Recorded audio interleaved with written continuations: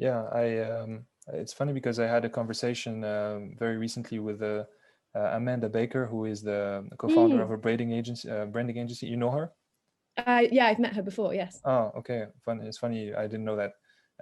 So actually, we talked about how startups kind of need to move at some point to sort of a branding exercise when they, at the beginning, they focus a lot on acquisition and really getting growth, basically, and Mm. focusing on that.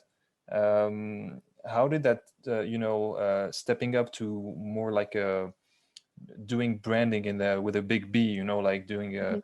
inspirational campaigns, doing things like that. How did you kind of work on that in the in your company? How did you sell it to your the stakeholders, or were they already sold on this? And how do you kind of approach this whole area of branding marketing for Karma?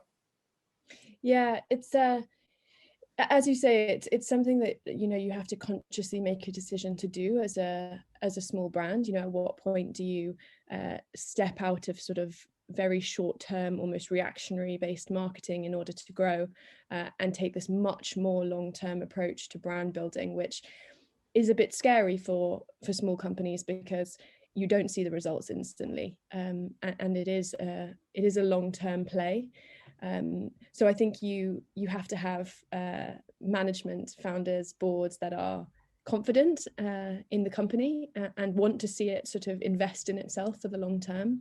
And I think that's a nice way of looking at it. Really, it's not about, okay, we're not going to see results for 5 years. It's okay, in 5 years this is what we are aiming to achieve, and this work is actually going to help us get there. And I think that's a nice way of looking at it. When it comes to Karma, we've got great founders, really, really supportive founders, and they are very interested in kind of long-term development for the brand. And in particular, how do we as Karma stand out amongst other brands that might be doing sort of similar solutions, and us having a point of view and be able to tell a distinct story is kind of essential as part of that.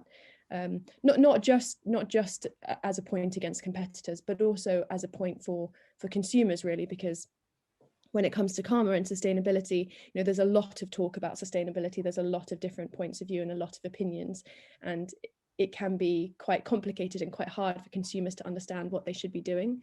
So for us, having this much more distinct brand storytelling opportunity was actually kind of a short-term play as well, in the sense of it helped us to understand who we really were and how we should speak to people. So it hasn't been the huge battle that it might have been to get people thinking about this. So I've been very lucky in that respect, and I think I've been also lucky that the founders have believed in my experience and believed in the work that I've done previously enough to trust me to take on this new role. But it obviously doesn't come without its challenges, right? You do have to invest a lot of time and to some extent money into this kind of brand building activity, at the same time not taking your eye off the day-to-day marketing goals that we have as a team.